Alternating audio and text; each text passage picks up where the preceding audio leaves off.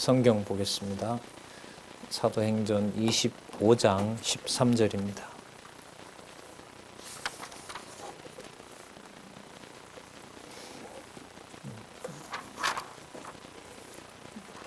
제가 읽겠습니다. 수일 후에 아그리빠 왕과 버니게가 베스도에게 문안하러 가이사랴에 와서 여러 날을 있더니 베스도가 바울의 일로 왕에게 고하여 가로되 벨릭스가 한 사람을 구류하여 두었는데 내가 예루살렘에 있을 때 유대인의 대제사장들과 장로들이 그를 고소하여 정죄하기를 청하기에 내가 대답하되 무릇 피고가 원고들 앞에서 고소 사건에 대하여 변명할 기회가 있기 전에 내어주는 것이 로마 사람의 법이 아니라 하였노라. 일단 16절까지 읽어드렸습니다. 잘 준비된 개론 잠시 살펴보고요. 바로 본문들을 통해서 오늘 바울이 황제에게 항소하는 내용부터 시작하도록 하겠습니다. 여기 보시면은 제가 25장 13절부터 22절까지 총독이 왕에게 바울에 대한 송사 사건의 전말을 아그리빠 왕에게 보고하는 내용인 거죠.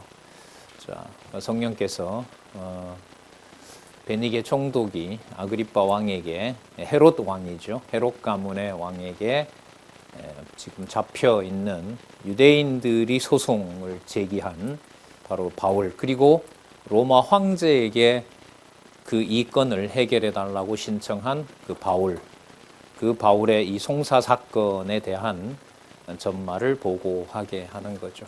이 사건에 대한 이 전말의 핵심 속에 쭉 올라가서 교회 설립의 기회와 실제를 하나님이 섭리해 가신다는 거죠.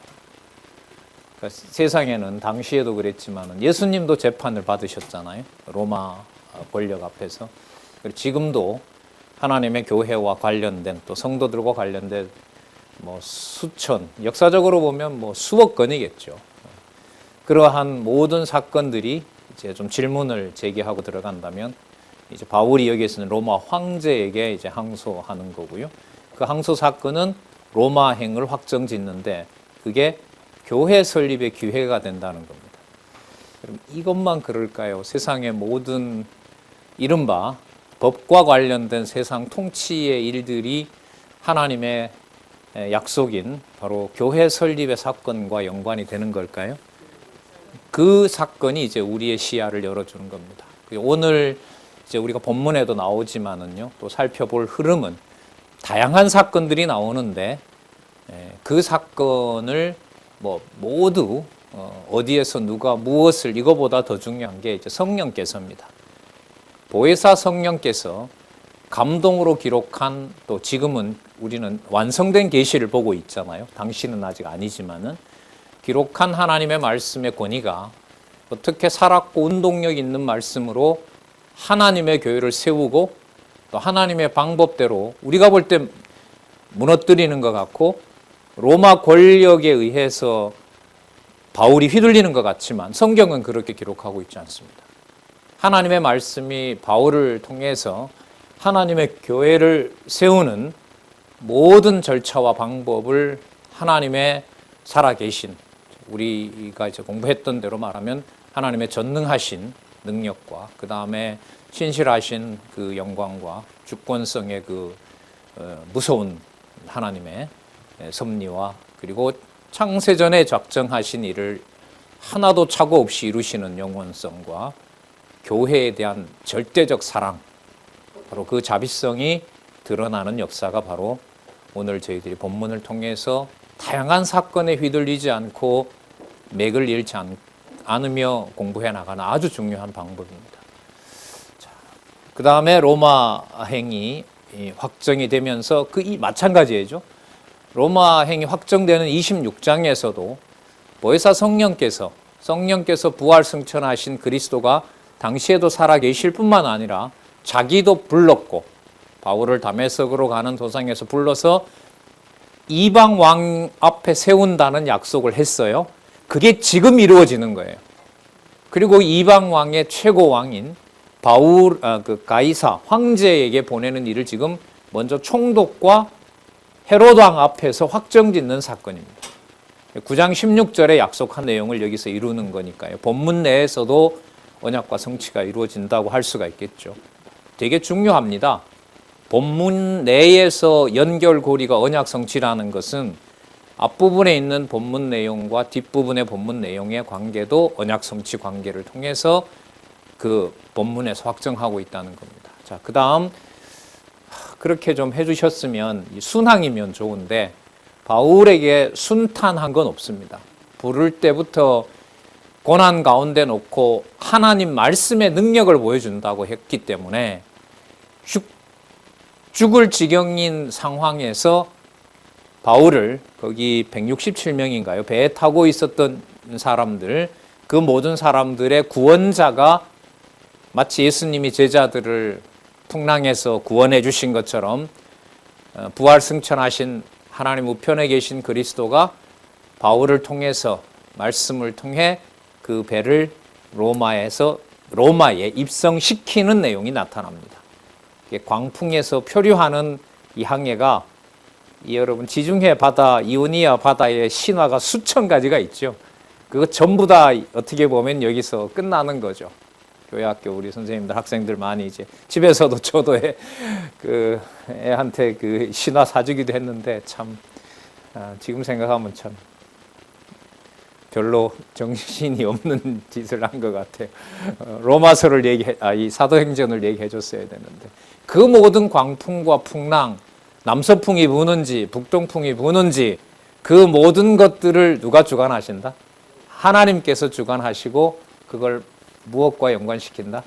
교회 설립과 연관된 일들이 일어나는 겁니다. 지금도 대한민국에서부터 모든 우리가 요즘은 많은 소식을 이제 SNS를 통해서 받는 것처럼 지구 반대편 아르헨티나의 스페인 강론으로부터 2시간이면 가는 북방의 마태복음부터 로마서까지 끝난 로마 강론, 성경 강론 전집 번역의 골반 이상이 일어나는 역사까지 또 정치 경제적인 모든 사건까지 살아계신 하나님의 능력을 하나님의 교회를 세우는 일로 확정해 가신다는 것을 우리는 성경신학을 통해서 다시 한번 확인할 수가 있습니다.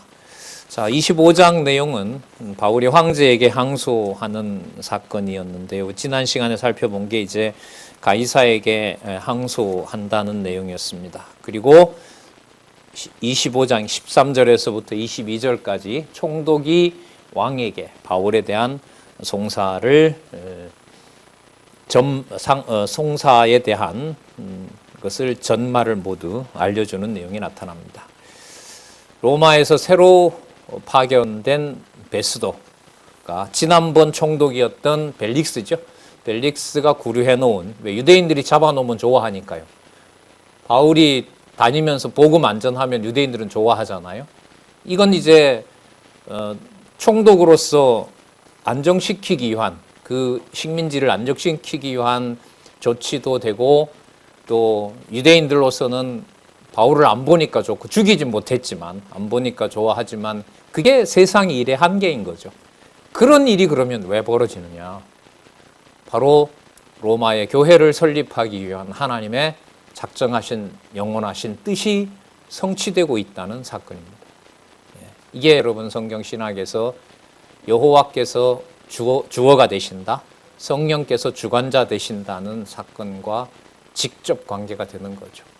그 말씀을 우리에게 기억나게 하기 위해서 하나님께서는 개인적으로 또 팀으로 그렇게 말씀이 생각나게 하신 내용입니다. 자, 먼저 한번 살펴보도록 할까요? 아까 16절에 보면 로마의 법, 로마 사람의 법은 원고들 앞에서 고소 사건에 대하여 피고가 반드시 변명하도록 하는 엄격한 법적 절차가 있습니다. 지금도 이건 이제 유효하죠. 세상 법에서 보면 무조건 갖다 잡아 넣진 않죠. 이게 이제 불법적인 사회가 되면 과거에 저희들 제가 대학 들어갔을 때는 이제 군부가 지배하다 보니 잡아가서 죄를 만들어 놓죠. 그리고 며칠이 지나면 빨갱이가 돼가지고 국가보안법에 기소가 되고 그런 친구들 부모들 울고불고 막 그런 사건이 나타났는데, 그렇죠. 억울한 사건이다, 정당한 사건이다. 이거는 인간의 한계가 있는 겁니다.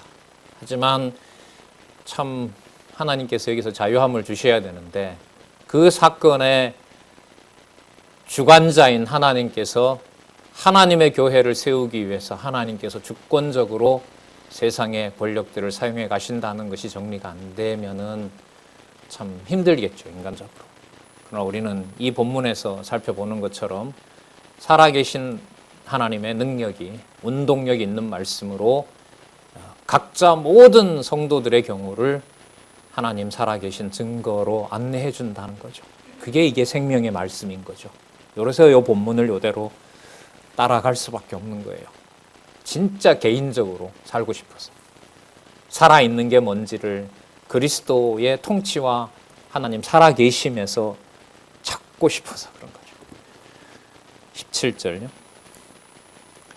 저희가 나와 함께 여기 오매 내가 지체하지 아니하고 이튿날 재판을 빨리 열었어요. 이제 황제에게 가는 어떤 이 절차이기 때문에. 자, 마침 그때 또 아그리빠 왕이 왔고요. 헤롯 가문에. 18절에 원고들이 서서 잠잠하던 것 같은 악행의 사건은 하나도 제출하지 않고 오직 자기들의 종교와 또는 예수라 하는 이에 죽은 것을 살았다고 바울이 주장하는 그 일에 관한 문제. 이게 여러분 이 교회 설립의 기회와 실제에서 항소를 통한 로마행 확정의 목적이 이 구절입니다. 바울이 뭐하고 이게 아니에요. 이게 바로 살아계신 우편에 계신 그리스도가 교회의 머리 되시는 사건과 연관이 되는 겁니다. 이 일을 지금 누구 입에서요? 로마 총독의 입에서 이 말을 통해서 나오게 했고, 이걸 지금 여기에서 누가 사도를 통해서 이렇게 기록을 해놓은 겁니다. 사건의 핵심은요, 이 구절이 뒤에도 나옵니다. 26장에 가도 나오고요. 예수라 하는 이의 죽은 것을 살았다고 바울이 주장하는 그 일에 관한 문제. 여러분, 이게 로마법 안에 이런 게 있을까요? 예수를 이렇게 처리하라는 건 없어요. 그러나 그 법을 사용하시는 거예요, 하나님께서. 예. 자, 그 일을 베니게가 처리할 수가 없어요. 아니, 베스도가. 그러니까 마침 유대 문화를 잘 아는 아그리빠 왕이 오니까 뭔가 이게 황제에게 서를 보내야 되는데, 소장을, 전말을 보내야 되는데, 카이사도 모를 뿐만 아니라 유대법과 관련된 거고, 유대법과 관련되었기 때문에 황제에게 보낼 내용이 없으면 바울을 어떻게 해야 돼요? 풀어줘야 돼요. 근데 풀어주려고 하지요. 헤롯도 그렇고. 그런데 바울이 나 황제에게 가겠다라고 얘기를 하는 거죠. 왜 가야 되는 거예요? 예수라 하는 이의 죽은 것을 살아났다고 하는 바울이 주장하는 그 일에 관한 문제를 로마도 봐야 되기 때문에 그러는 거예요.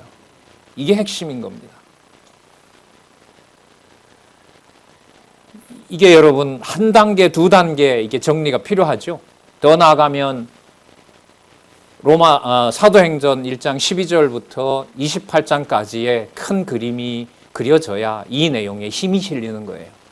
이 구절만 저처럼 이렇게 목소리를 높인다고 강조가 되는 건 아니거든요. 이게 계속 연결을 시켜줘야 되겠죠. 자, 20절. 이렇게 되면 말은 지금부터 베니게와 아그리빠 왕이 하지만 그 사람들의 생각을 지배해가는 것은 무엇이겠습니까? 예수라 하는 이의 죽은 것을 살았다고 바울이 주장하는 그 일에 관한 문제를 주관하시는 성령 하나님이신 거예요. 그래서 교회 사건의 핵심에서 성령께서가 안 들어오면 사람에게 상황에 이제 종로로 타는 거죠. 종속되는 겁니다. 자, 20절. 자, 베스도가 버거운 거예요. 이걸 어떻게 처리해야 되지? 바울에게 물어요. 야, 그러면 내가 좀 더 알아보려고 하는데, 자, 중요한 지점이죠. 사건으로 보면 예루살렘에 올라가서 신문을 받자. 거기에 가면 너를 송사한, 너를 그 재판에 회부한 그 원고들이 있을 텐데 거기 가서 그럼 재판을 받자. 베스도는 더 상세하게 알기 위해서. 자, 21절. 바울은 황제의 판결을 받도록 자기를 지켜주기를 호소하므로 내가 그를 가이사에게 보내기까지 지켜두라 명하였나이다. 그러니까 이제 원고 편만 들 수가 없어요. 그럼 이게 부패한 재판이 되는 거죠. 부패한 재판까지도 누가 섭리하실까요? 하나님 해가세요. 우리도 지금 많은 청년들이 사법적 정의에 대해서 관심들이 많잖아요. 참 안타깝지만 성경에 나타난 하나님의 공의와 공의의 질서를 모르면은 머리가 터지든 가슴이 터집니다. 진짜 성경 신학의 이 말씀의 운동력이라고 하는 것은 특히 지금 시대에 감당할 수 없는 정보들이 가슴과 머리를 혼돈하게 하는 이럴 때 진짜 절실한 것 같아요. 저도 이제 가정교회에 자라는 자녀들이 있습니다만은 글쎄요, 만날 때마다 말씀이라는 얘기를 안 할 수가 없습니다. 물론 하나님께서 이제 모든 걸 주관해 가시면서 제 목적을 이루기 위한 건 아니거든요. 하나님께서 정하신 목적을 이루는데 그 일에 살아계신 이제 하나님을 잃지 않고 기억하게 해주시기를 바라는 거죠. 22절. 아그리빠가 베스도더러 이르되 나도 이 사람의 말을 듣고자 하노라. 베스도가 가로되 내일 들으시리라 하더라. 그리고 풍성한 연회 겸 재판이 열렸습니다. 사람들도 초청했고 천부장들과 성중에 높은 사람들이 그 재판정 신문하는 자리에 참석을 합니다. 그리고 베스도가 바울을 데리고 오라고 합니다. 왜 그렇게 한다고요? 아까 몇 절이었습니까? 25장 19절. 나사렛 예수가 부활하신 구약의 언약한 메시아라는 사실을 로마 총독과 헤롯에게 확증해 주는 사건이 로마 교회 설립의 기회의 본질이라는 겁니다. 그러면 바로 뭐하고 연관이 되죠? 교회 설립하고 바로 연관이 되는 거죠. 멀리 떨어져 있고 복잡한 사건인 것 같아도요. 이 말은 아까 베니게 입에서도 나왔고요. 버니게 입에서도 베스도 입에서도 나왔고요. 그리고 바울의 입을 통해서도 또 증거가 될 겁니다. 24절. 베스도가 아그리빠 왕과 거기 모인 사람들에게 말하기를, 유대인들은 여기 지금 섰는 바울을 살려두지 못할 사람이라고 청원했으나 25절 다시 나옵니다. 나는 살피건대 죽일 죄를 범한 일이 없더이다. 그러나 자기 마음대로 풀어줄 수가 있어요, 없어요? 없어요. 왜? 로마에 가야 되기 때문에. 왜 가야 돼요? 예수에 관한 일을 증거해야 되기 때문에. 그래서 로마 교회가 설립되도록 하기 위한 그 뜻을 이루어야 되기 때문에. 그러나 저가 황제에게 호소한 고로 보내기를 작정하였나이다. 그러니까 하나님께서 황제에게 가서 내 억울한 걸 풀어주세요가 아니라 바울에게 하나님께서 나타나서 알려준 것처럼 로마 가는 기회를 확정하는 것에 대해서 바울에게 점점 더 강한 믿음을 주면서 바울이 로마에 가는 목적이 교회 설립과 관련된 확신을 바울에게 계속 몰아가는 거죠. 사건은 재판이에요. 눈에 봤을 때는 누가 보더라도. 그러나 그 사건의 본질은 교회 설립인 거예요. 그래서 함부로 말할 수가 없어요. 저 사람이 왜 저런 행동을 하지? 저 성도가 왜 저러지? 이 본문을 그래서 꼼꼼하고 천천히 읽어가야 될 필요가 있다고 보는 겁니다. 그에게 대하여 황제께 확실한 사실을 아랠 것이 없으므로 신문한 후 상소할 재료가 없어요, 지금. 로마 황제가 너 왜 보냈는지 바울을 이러면 할 말이 없는 거예요, 총독이. 자, 당신들 특히 아그리빠 왕 당신 앞에 글을 내어 세웠나이다. 27절. 그 죄목을 베풀지 아니하고 죄수를 보내는 것이 무리한 일인 줄 아나이다. 필연적이 안 할 수가 없어요. 하지만 신문하면 할수록 죄에 대한 내용은 찾을 수 있어요, 없어요? 이 사람이 그러니까 얼마나 답답하겠어요. 그런데 이런 것까지도 누가 주관하신다고요? 성령께서예요. 본문의 주어는 성령께서 계시하시는 내용입니다. 자, 그러면 무슨 기회가 왔을까요? 복음 전하는 기회가 또 온 거예요.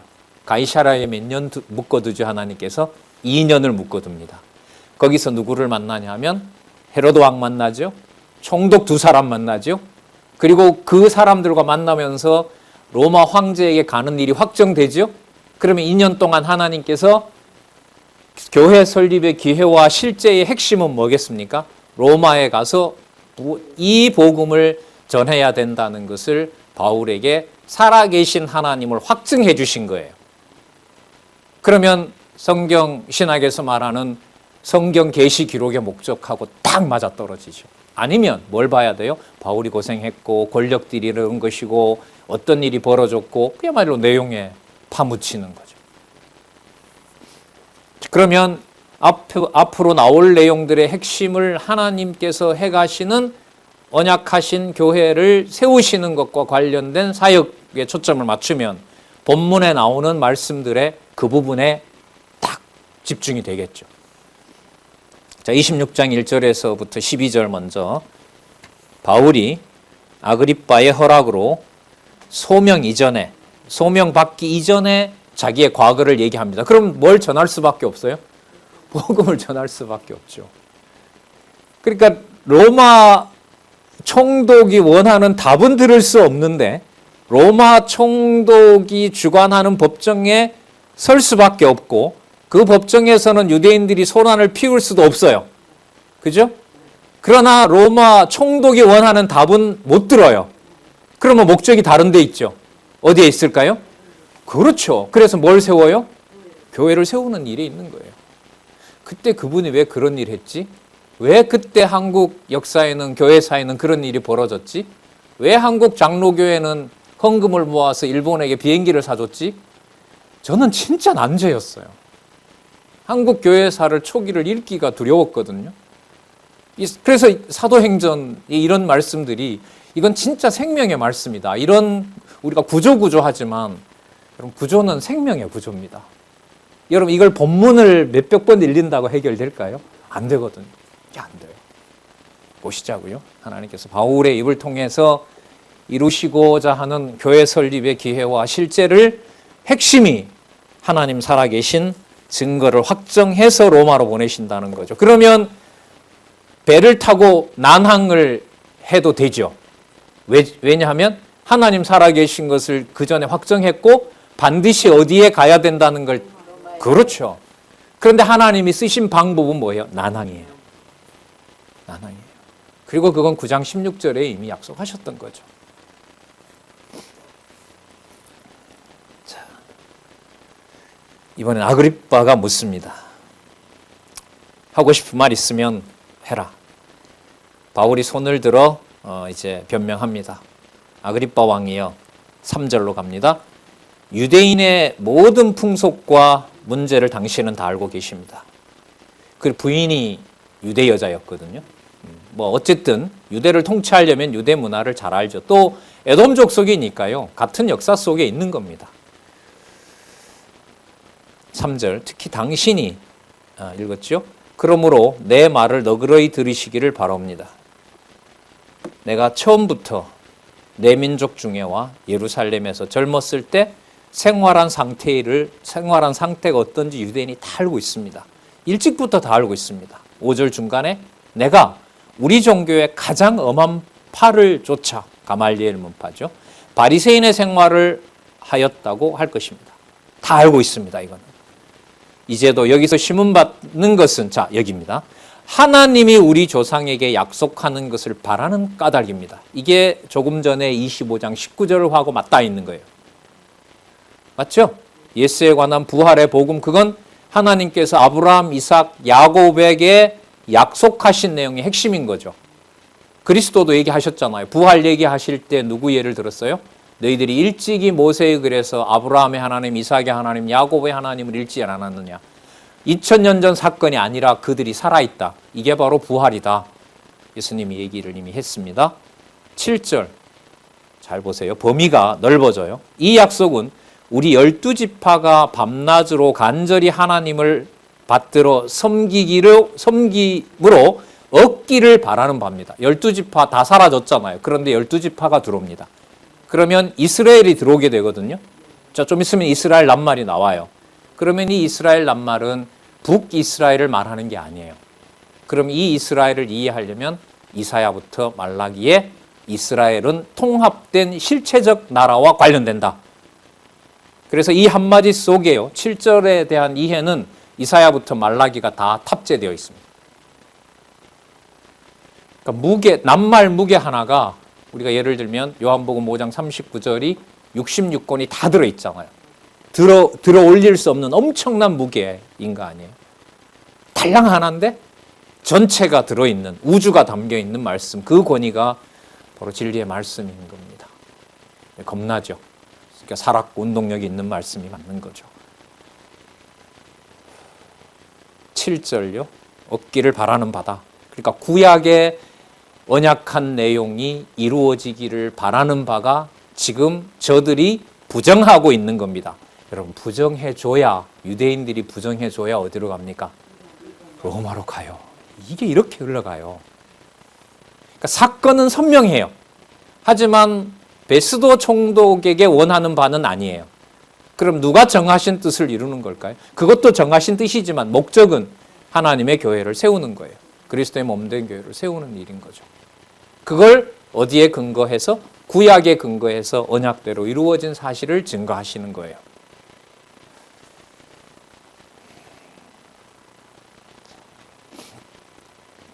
(7절) 중간에 아그리빠 왕이여 이 소망을 인하여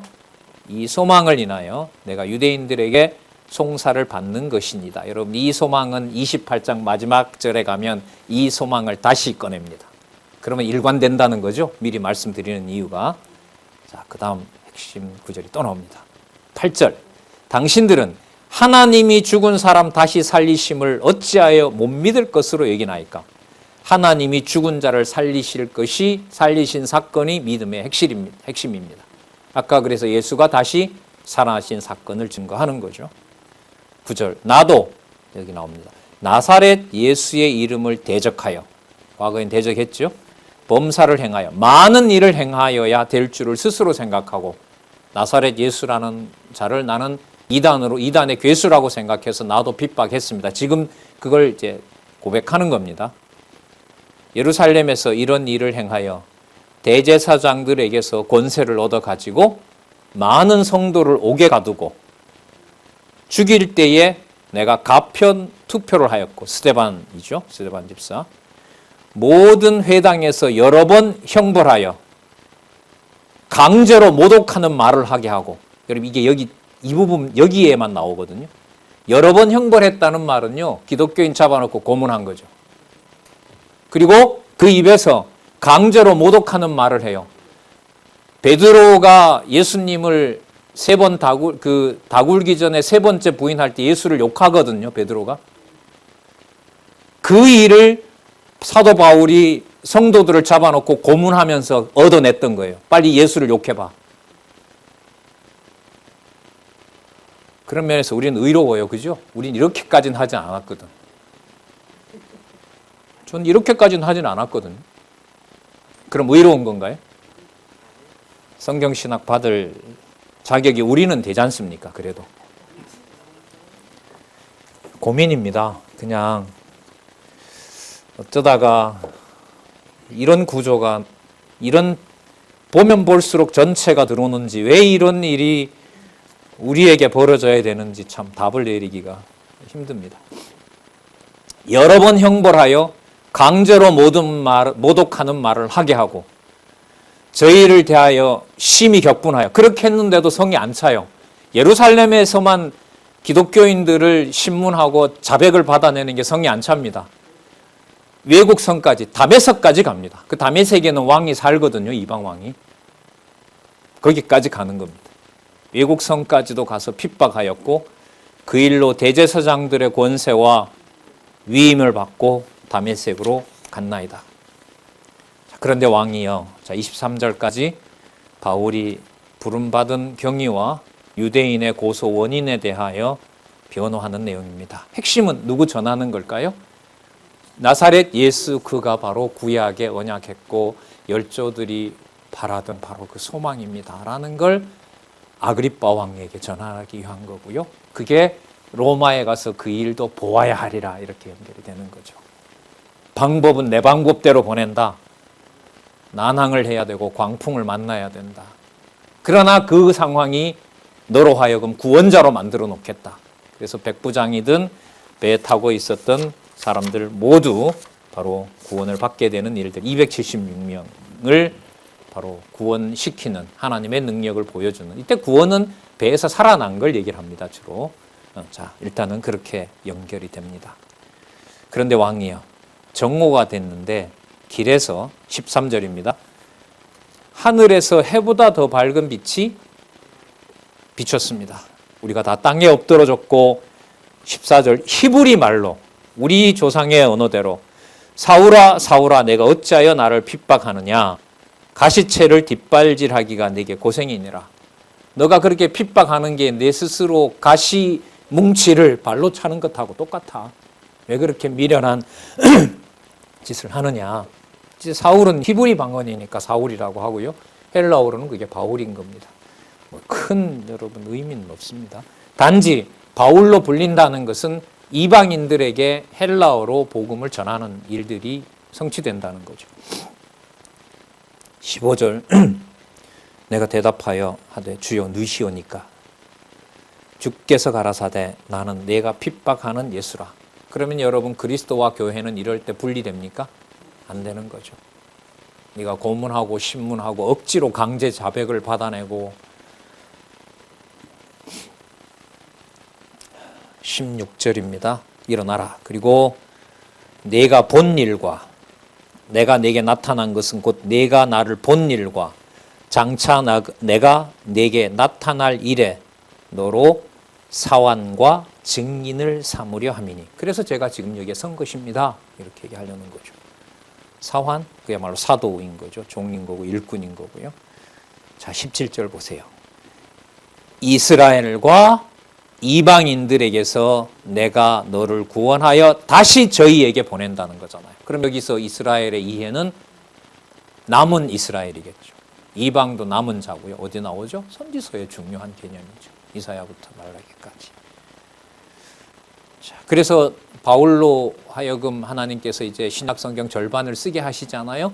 그래서 이제 로마서부터 시작해서 바울에게 영감을 줘서 기록하게 한 말씀들이 개념 하나하나 속에 이사야부터 말라기뿐만 아니라 창세기에서부터 말라기 전체가 그리스도에 관한 일로 28장에 가면 먼저 강론하게 하고요. 그리고 로마 감옥에서 주로 많은 성경을 기록하게 하시죠. 그러면 바울이 훌륭해서 많이 겪어서 많이 겪게도 했죠. 별짓 다 하게 했죠. 그래서 아까도 우리가 확인했잖아요. 괴수 중에 괴수가 맞죠. 교회를 비난하는 정도가 아니라 마지막 씨를 말리기 위해서 고문하고 그 사람에게 강제로 자백까지 받아내는 일을 했으니까. 그런 자를 하나님께서 이방의 사도로 세워서 쓰시는 거죠. 누가 알겠습니까? 이러한 섭리를. 근데 우리나라 교회 역사나 세계 교회사에 보면 이런 일들이 많습니다. 좀 인간적으로 부풀린 것도 있는 것 같아도 사건은 이런 사건들이 많습니다. 그게 바로 살았고 운동력이 있는 말씀이 세우게도 하고 뭐하게도 무너지게도 하고 그리스도의 비유대로 뿌려놓고 자라지만 세상 염려와 재리 때문에 덮어버리고, 하지만 반드시 겨자씨처럼 보이지만 새들이 와서 깃들일 풍성한 열매도 하나님께서 맺게 하시는 겁니다. 그러니까 우리가 함부로 말하기가 그게 교회입니다. 그래서 말할 수 없고 함부로 마음에만 끙끙거려야 되는 개념이 교회예요. 아, 저건 설립이 아니지.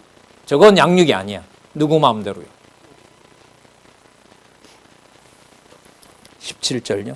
이스라엘과 이방인들에게서 내가 너를 구원하여 저희에게 보내요. 18절. 그 눈을 뜨게 하여. 자, 보세요. 어둠에서 빛으로. 그 다음 사단의 권세에서 하나님께로 돌아가게 하고 죄사함과 나를 믿어 거룩해 된 무리, 이게 성도 아니에요. 나를 믿어 거룩하게 된 무리 가운데 기업을 얻게 하렵니다. 하나님의 나라 교회인 거죠. 여러분 18절 9절은요. 좀 넓게 보면 사도행전 1장 12절에서부터 계시록 전체예요. 눈을 뜨게 하여 어두움에서 빛으로 사단의 권세에서 하나님께로 돌아가게 하고 자손 언약 관계 됩니까? 안 됩니까? 당연히 되죠. 땅 언약은요? 당연히 따라오죠. 그리스도가 통치하시는 거 너무 분명하게 제시하고 있죠. 그러면 여러분 이 구절도 제가 봤을 때는 아까 25장 19절 하고요. 아까 26장 6절 하고요. 6절 7절 하고요. 26장 지금 18절 이 부분으로 계속 사건의 핵심이 바울이 뭘 한다가 아니라 로마 교회가 설립되도록 작정하신 대로 영원한 뜻에 의해서 작정하신 대로 역사적 사실로 성취하기 위한 과정을 누가 모두 해가신다? 성령께서 해가신다는 것을 확인할 수 있죠. 더 귀한 말씀들이 또 나오는데 한번 살펴보겠습니다. 19절에 보시면 아그리빠 왕이여 그러므로 하늘에서 보이신 것을 내가 거스르지 아니하고 20절 먼저 다메섹과 또 다메섹 갔다가 예루살렘에 있는 사도들에게 보고를 하죠. 그래서 거기서 사도로서 같이 합력할 수 있다는 것을 확증합니다. 그리고 나오죠. 유대 온 땅과 이방인에게까지 회개하고 하나님께로 돌아가서 회개에 합당한 일을 행하라고 제가 알렸습니다. 선전은 복음 전하는 겁니다.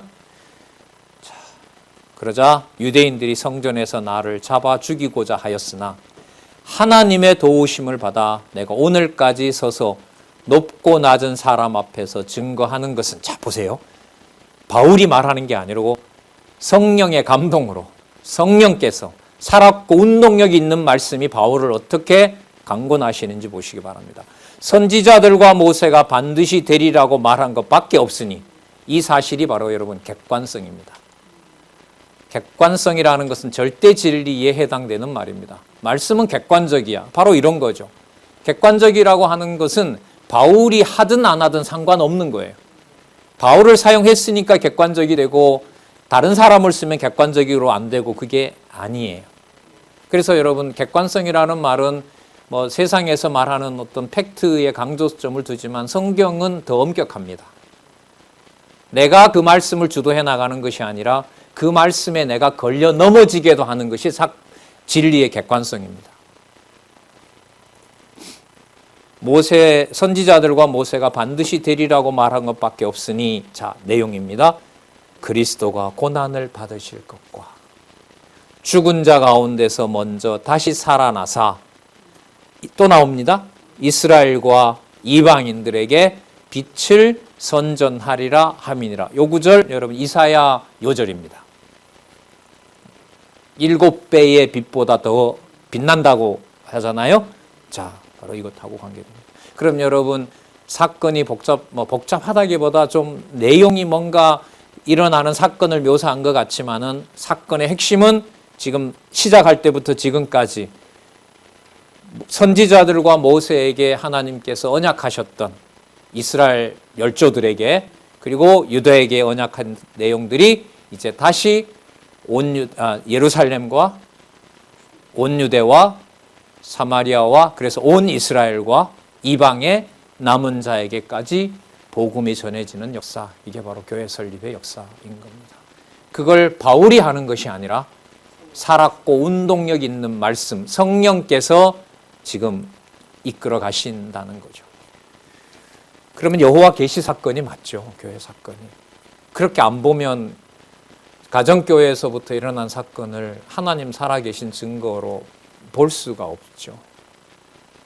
이게 여러분 성경 신학으로 우리에게 또 여러분들에게 읽을 때마다 이제 이런 확신을 주시는 말씀입니다.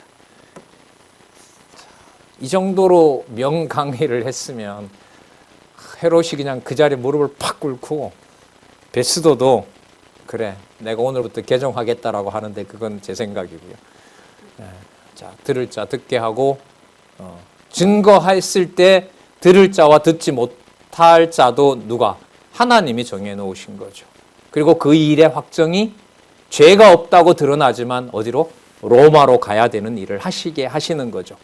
그럼 로마 교회 설립을 누가 하신다고밖에 말할 수 없어요? 그렇죠. 하나님께서 하시는 거예요. 그래서 성경께서도 교회라는 개념에 인간적인 어떤 티나 잡티를 가지고 먼지를 가지고 덮어버리는 그런 우매한 생각이나 판단이나 말을 삼가하게 하는 거죠. 물론 가정교회에서부터. 26장 24절부터 32절 변호를 들은 왕과 배석한 자들이 바울의 뭘 인정해요? 무죄를 인정해요. 그러면 풀려나야 되죠. 만약에 가이사에게 호소하지 않았다면 로마로 안 가게 돼요. 이게 하나님의 진짜 묘수인 거죠. 하나님 작정해 놓으신 거. 왜 거기에 그렇게 갔느냐? 말씀운동 42년 역사에 왜 그때 그 일이 장안중앙교회 내분이 각각 지방교회에서 또 분리되고 어떤 지역은 5번 갈라졌거든요. 그래서 몇 사람밖에 안 남은 거죠. 제가 그때 강론하면서도 강론은 드리지만 제 머릿속은 지금 혼돈입니다. 이걸 하나님이 이렇게까지 갈랐다고 거기에 온몸으로 상처를 받고 있는 성도님들 앞에서 하나님 하셨다는 말을 하기가 힘듭니다, 솔직히. 다시 본문으로 들어오는 거예요. 그 상황을 제가 수습하기 위한 게 목적은 아니니까. 무지하고 무능하고 온갖 자기 계산으로 꽉 차 있는 머리가 이제 비어지는 거죠. 24절 바울이 같이 변명하며 베스도가 크게 소리하여 가로되 이 도저히 감당이 안 되는 거예요. 자기가 원했던 것은 뭐죠? 황제에게 쓸만한 거리를 잡으려고 했는데 그것과는 전혀 무관한 거죠. 바울아, 네가 미쳤도다. 내 많은 학문이 너를 미치게 한다 하니 바울이 가로되 베스도가 가여 내가 미친 것이 아니요 참되고 정신 차린 말을 하나이다. 미쳤다면 이 말은 안 나오지만 미쳤다면 당신이 이 내용을 모르기 때문에 당신이 오히려 정신이 없는 사람입니다. 26절입니다. 왕께서는 이 일을 아시기로 내가 왕께 담대히 말하노니 이 일에 하나라도 아시지 못함이 없는 줄로 믿나이다. 자, 그 다음 참 놀라운 구절이 나오죠. 이 일은 한편 구석에서 행한 것이 아닙니다. 여러분, 말씀운동 역사가 서울의 어떤 특정 주소 지역에서만 일어난 일입니까? 아니면 성령께서 반대편까지 진리의 복음을 확증해 가는 역사라고 생각하십니까? 저는 후자라고 믿고 싶습니다. 사람의 어떤 주체나 주어를 다 빼버리고 싶습니다. 적어도 이 순간은. 살아계신 능력만 볼 수 있기를 원합니다. 저는. 이 일은 한편 구석에서 행한 것이 아니로소이다. 왜냐하면은요, 하나님께서 내 중심에 대한 생각을 지워버려야 이 구절이 하나님 해나가는 구절로 믿어지니까요. 근데 이걸 지금 누가 해가세요, 그렇게? 성령께서 해가시잖아요. 바울이 말을 잘해서 로마 행이 확정됩니까? 아니에요. 전혀 상관없는 말을 한 거죠. 그죠? 가이사로 갈 수 있는 조건을 지금 베스도가 만들 수 있어요, 없어요? 없어요. 이게 기소권이 안 되거든요. 지금 베스도가 그러니까 점점 화가 나는 거예요. 아그리빠 왕이요, 선지자를 믿으시나이까? 이번에 이제 아그리빠 왕에게로 향합니다. 아그리빠 왕이요, 베스도하고 얘기가 끝났어요. 이제 하나님이 이번에 아그리빠에게로 선지자를 믿으시나이까? 믿으시는 줄 아나이다. 28절 아그리빠가 바울들이 이르되 네가 적은 말로 나를 권하여 그리스도인이 되게 하는 거다. 여러분, 이것도 말씀 운동하고 직결돼요. 우리는 3초짜리 전도 방법도 있고요, 3분짜리도 있고요, 30분짜리도 있고요, 3시간짜리도 있고요, 300분짜리도 있고요, 3000분짜리도 있어요. 이걸 성령이 하시죠? 아니죠. 성경 강론 교재가 좋아서 그렇죠. 이걸 지금 성령께서 해놓으신 거죠. 여러분, 본문 오늘 우리 함께 확인을 했어요. 하나라도 땅에 떨어질 말씀 있어요, 없어요? 없어요. 이걸 그리스도가 약속하신 거잖아요. 1.1핵도 떨어지지 않게 할 것이다라는 것이 여러분 성경 신학으로 성령께서 확정해 주셨다는 역사가 지금 현 주소라고 저는 생각을 합니다.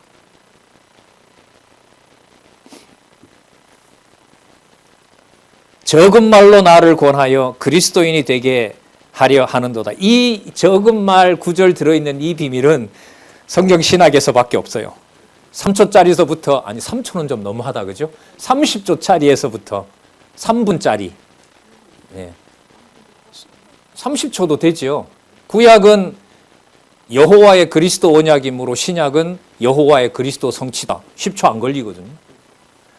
성경 본문을 다 알고 구약의 통일성을 고민하는 어떤 구약 신학자가, 신약 신학자가 있다면 이 낱말의 명제를 듣고요, 놀랄 일이 벌어집니다. 왜냐하면 그 말을 그 사람이 할 때는 모든 성경 본문을 뭐 합니까? 치고 나갈 수 있다고 이해하는 거 아니야, 이 사람은? 성경 신학은 벌써 40년 전에 준비해서 지금부터 2018년에 끝났으니까요. 완공을 했으니까. 29절입니다. 바울이 가로되 말이 적으나 많으나 당신뿐 아니라, 여기 또 나옵니다. 목적을 분명히 제시해 주세요. 오늘 내 말을 듣는 모든 사람도 다 이렇게 내처럼 결박된 것 외에는 내가 알고 있는 이 진리를 모두 다 알기를 원합니다. 우리는 누가 구원받을지 모르죠. 선교 현장에서는 태도는 만인 구원론적이 돼요. 왜? 내가 모르니까. 그러니까 누구든 듣는 사람이 복음 듣기를 원하는 거죠. 맞죠? 누가 넘어지고 세워지고 세우다가 넘어지고 누가 하세요? 그건 그리스도가 하실 거 아니에요. 예. 그래서 여러분, 저 만인 구원론자는 아닙니다. 하지만 성경 신학을 듣는 사람에 대해서는 누구든 그 말씀에 듣기를 원한다는 점에서는 모두가 다 진리 아래로 함께 했으면 좋겠다는 거죠. 그건 바람인 거고요. 제가 선별할 수 있으면 선별한 사람만 하면 되죠. 근데 좀 모르잖아요, 그거. 시간을 얻었는지 잃을 시간인지 또 모르는 거고요, 저는. 이렇게 결박한 것 외에는 나와 같이 되기를 하나님께 원하나이다. 자, 30절 볼까요? 왕과 총독과 버니게가 그와 함께 앉은 사람들이 다 일어나서, 그러니까 왕은 헤롯 왕이고요. 헤롯과 총독은 로마 사람이고요. 버니게는 그 유대 여자인 거고요. 자, 이 왕의 부인 아닙니까? 그와 함께 앉은 사람들이 다 일어나서 물러가 서로 말하되 이 사람은 사형이나 결박을 당할 만한 행사가 없다. 따라서 무죄방면하자. 그런데 못한다. 왜? 저 바울이 뭘 요구했기 때문에 황제에게 이 재판을 신청했기 때문이다. 여러분, 바울 진짜 지혜롭죠. 오늘 50분 강론이 날아갑니다. 이 말에서 혼돈이 와버리면, 이에 아그리빠가 베스도더러 일러 가로되 이 사람이 만일 가이사에게 호소하지 아니하였다면 놓을 수 있을 뻔하였다 하니라. 누구 맘대로요? 자, 누구 맘대로냐면요, 거기 본문 밑에 읽어볼게요. 성령께서 부활 승천하시니가 그리스도이심을 변호를 들은 왕과 배석한 자들이 바울의 무죄를 인정함으로 증거해서, 어디에? 로마에. 무슨 기회가? 교회 설립의 기회와 실제를 누가요? 성령께서 해나가시는 일이기 때문에 이런 본문이 있습니다. 여러분, 오늘 우리 25장에서부터 26장에서 핵심 본문들이 중간에 탁탁 장착되어 있는 거 보셨죠? 이게 막 그야말로 이제 숙였던, 여러분, 허리뼈도 이런 게 나오면 버쩍 이제 서는 거예요. 관절과 골수 세우는 게 맞아요. 어른들이 니도 한번 늙어봐라 그렇게 하실는지는 몰라도 정신이 버쩍 납니다. 그래요. 더욱 구조와 전체 계시와 본문도 더욱 귀하게 읽으셨으면 좋겠습니다. 다음 시간 27장부터 하겠습니다. 기도하겠습니다. 하나님, 감사합니다. 주신 하나님의 말씀의 능력을 이 시간 또 한 번 확인하도록 해주셨습니다. 너무나 감사드립니다. 고민하며 수고하며 견디기 힘든 질병 가운데서도 말씀 좋아하는 신앙의 선후배들이 많습니다. 하나님께서 지켜주시기를 간절히 원하오며 예수님의 이름으로 기도드렸습니다.